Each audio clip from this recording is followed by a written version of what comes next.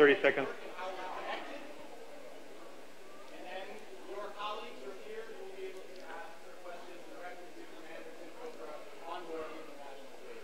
Okay, Eskil.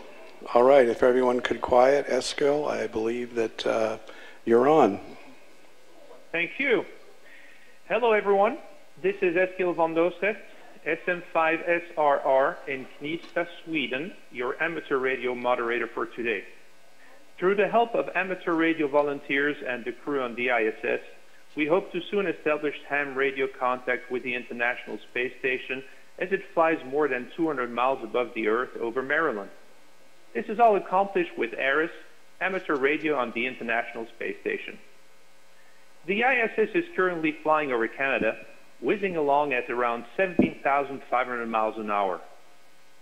This contact will be performed using the Amateur Radio Telebridge Network, a worldwide network of amateur radio ground stations that enables students to contact the ISS. ARRIS is a consortium of ham radio volunteers from 9 nations that develop and operate the amateur radio station on the International Space Station. Some members of ARRIS are the American Radio Relay League, the Worldwide AMSAT Radio Amateur Satellite Corporations, CSA, the Canadian Space Agency, the European Space Agency, JAXA, the Japan Aerospace Exploration Agency, NASA, the National Aeronautics and Space Administration, and Roscosmos, the Russian Federal Space Agency. The amateur radio ground station that will establish contact with the ISS is K6DUE at Goddard Space Flight Center, located in Greenbelt, Maryland, USA, operated by Bob Bukow, November 3, India Yankee, India. Dave Taylor, Whiskey 8 Alpha Alpha Sierra, and Ken McCoy, November 3, Fox Zulu X-Ray. Thanks for helping us out, Bob, Dave, and Ken. Good morning, Eskil, and good morning, everybody in Atlanta. We also have with us John We also have with us John S. Sorry about that. AG9D, which will be providing audio on the Echolink and IRLP systems. Thanks for helping out, John. No problem, thanks. We have about 4 minutes until contact time. Our contact for today is with Tim Copra, KE5UDN, who will be operating NA1SS on board the ISS. Tim will be talking with students at Fernbank Science Center in Atlanta, Georgia, USA. The ham radio contact coordinator for the school is myself, Eskil van Doosrecht, SM5SRR. And the ARRIS mentor for the Atlanta Science Festival is John Klutz, K4SQC. We've asked Atlanta Science Festival Director Jordan Rose to please briefly tell us about the Atlanta Science Festival and the students taking part today. Hello, everyone. The Atlanta Science Festival is a celebration of local science and technology with 100 different, unique, amazing events at different venues across the metro Atlanta area from March 19 through 26. And this event today is the very first festival event, sort of a preview, a teaser, an appetizer of what is to come later this month. We are thrilled to have 300 or so students from 5 different schools here today at the wonderful planetarium at Fernbank Science Center. We have students and teachers from West Jackson Elementary in Jackson County. We have students from Russell Elementary in Cobb County, Brown Middle School in Atlanta Public Schools, Memorial Middle School in Rockdale County, and Taylor Road Middle School in Fulton County. I wish to express our sincere thanks and gratitude to our hosts here at Fernbank Science Center and to the many exhibitors, volunteers, and partners who've helped to make this day amazing and a day that will inspire these young people in the room to stay curious and keep asking questions. Thank you very much. Over. Thank you very much, Jordan. Now, Bob, we'll go over to Bob. Bob, before the contact begins, please tell us about the K6DUE ham radio station, where you are and how you will handle the conversation. Go ahead, Bob. Yes, good morning again to everybody in Atlanta. It's a beautiful day up here in Washington also. We're at the ham radio station K6DUE, which is hosted by NASA Goddard. We're on a building roof with some beam antennas that have a very good sky view. And the beam antennas focus the radio energy so that we get the maximum time for you guys to talk to the astronaut. We go back and forth with transmit and receive, so we really need to ask everybody when they finish their question to say over clearly, so I know when to switch the transmit and receive back and forth. We've double-checked, and it'll probably be 11:09 when the station becomes available to us on the radio. We'll try and call a little early, again, to make sure you have the maximum time. And so before the station comes up, you'll probably hear some noise like this, which is the open channel, and you'll hear us call until Tim comes in from the station. And with that, I'll give it back to you, Eskil, and we'll be standing by to pick it up as soon as the station gets nearby. Go ahead, Eskil. Over. Well, thank you very much for the introduction, Bob. Sounds like you're well prepared. Well, we have about 1 minute to go. So remember that what we are doing on the ISS is an experiment. So we can never tell the results, positive or negative, until the experiment is over. And students, don't forget to say over. Now, in about 1 minute or a little bit less, the station should be coming over Maryland. So, Bob, it's all yours, and good luck. Okay, thank you, Eskil. And we suspect it'll be almost a minute. So we'll make a call just in case. Here we go. NA1SS, NA1SS. This is K6DUE calling for a scheduled contact. Over.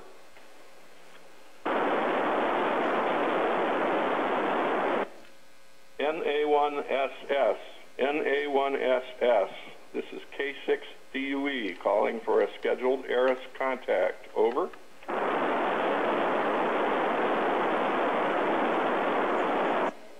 NA1SS, NA1SS. This is K6DUE calling for a scheduled ARRIS contact. Over.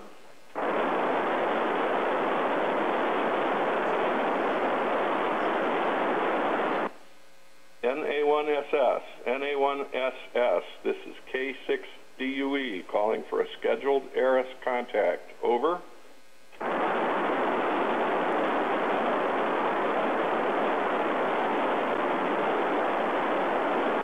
NA1SS, NA1SS. This is K6DUE calling for a scheduled ARRIS contact. Over.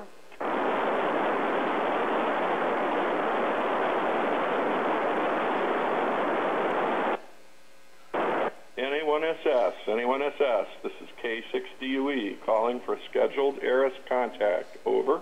And Kilo 6 Delta Uniform Echo, this is November Alpha 1 Sierra Sierra. I read you loud and clear, and very happy to be talking with the Atlanta Science Festival people today.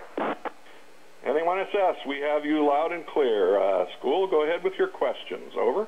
Brayden, what inspired you to become an astronaut? Over. You know, I was inspired to be an astronaut because when I was a young boy, we had men walking on the moon, and it lit a fire in me and kept me excited about math and science all the way through school. Over. Berkeley, what kinds of things are you hoping to discover on this mission? Over. Hi, Berkeley. You know, science is very incremental. It usually happens in small steps. So we're hoping to contribute to the body of knowledge so that we can go farther in space after we finish with the space station. Over. Savannah, how have you handled emergencies or unexpected events while working on the International Space Station? Over. Hi, Savannah. We're very well trained, so that if we have emergencies, we have a big team that helps us, and we perform our immediate actions. Over. Michelle, what would you say is the most useful invention that you have had to use on the International Space Station? Over. That's easy, Michelle. Duct tape. Over.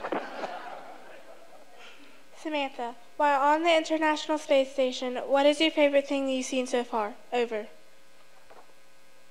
Samantha, I think my favorite thing are the auroras because they're so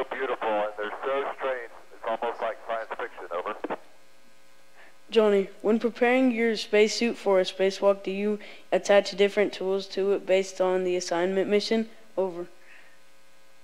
We sure do, Johnny. We have a ton of tools, and we select just the ones that we need for our mission. Over. Tamil, have you ever seen anything that has made you think that there is possibly other life in outer space? Over. You know, I wish that I could say that I have, but I haven't. And I've looked out the window plenty and taken lots of pictures, but I haven't seen anything that unusual. Over. Elizabeth, what was the greatest disappointment you had to face in space? Over.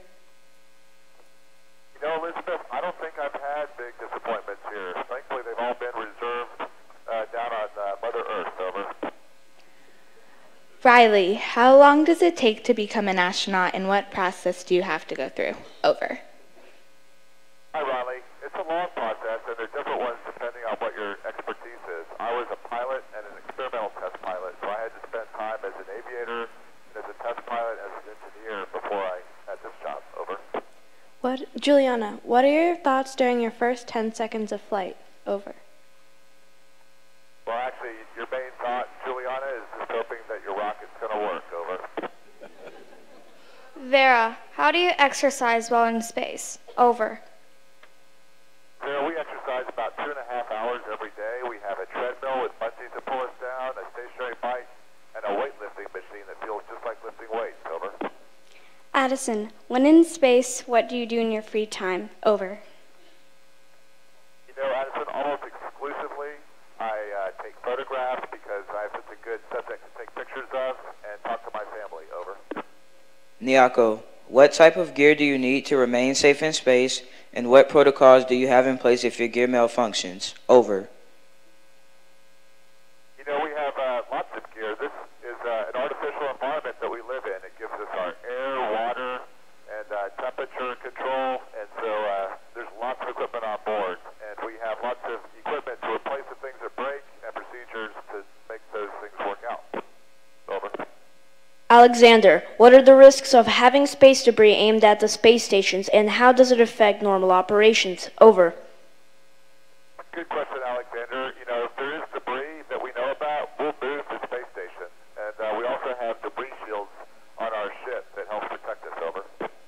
Cameron, with problems such as poverty and global warming going on in the world, why do you feel that it is important to fund space exploration? Over. You know, Cameron, I think it's a very good question, but here's the way I look at it. I look at it, it's an and problem, not no problem. We could do both. We could do space exploration, and we could work to help solve poverty. And one could argue that space exploration helps stimulate the economy, increases tax base, and helps to give us the means of helping with poverty. Over. Catherine, what do you do to mentally prepare for your trip to space? Over. We train and train and train. Over. Jaira, on your first mission to space, how nervous were you? Over. Just a few butterflies, but after that, I was all good. Over. Nora, what was the most difficult part of your astronaut training? Over. You know, probably it was traveling back and forth to Russia because lots of jet lag and time away from home and taking all my classes in Russian language. Over. Cassidy, how does it feel when you complete a mission? Over. It feels great. Over. Leslie, if space travel was open to the general public, what would be a pro and con for public participants? Over.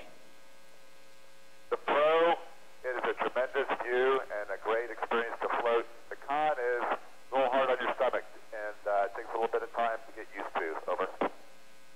Okay, Tim. Let me get Jordan up here, and we'll say thank you. Commander Copra, thank you so much for answering these students' questions and for inspiring a new generation of young people to explore and to ask questions. We are particularly thankful to have you to talk to, given that you've graduated from Georgia Tech here in Atlanta with a degree in aerospace engineering. Over. Y'all have a great festival. Hope to talk to y'all soon. Bye-bye. All right, well, that's it. And this is John Clute, the mentor. I'd like to thank you. We got through all 20 questions, apparently with time to spare. So thank you very much, and we look forward to talking to you again. Over. Okay.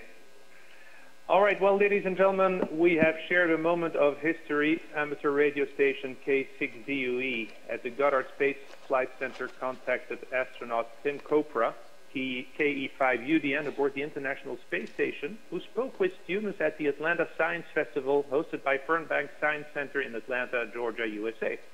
Congratulations to the students at Fernbank Science Center.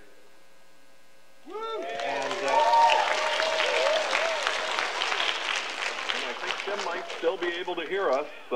He's just a little bit over the horizon. If people want to send a big thank you up to the ISS, now would be a good time from K6DUE.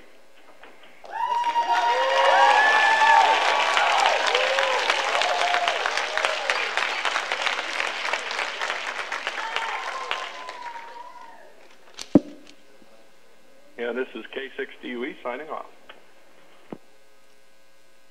All right. Also, if we can give a big round of applause to Bob, who managed who did the contact, who established contact between the International Space Station and the ground. So if you can hear it for Bob, please.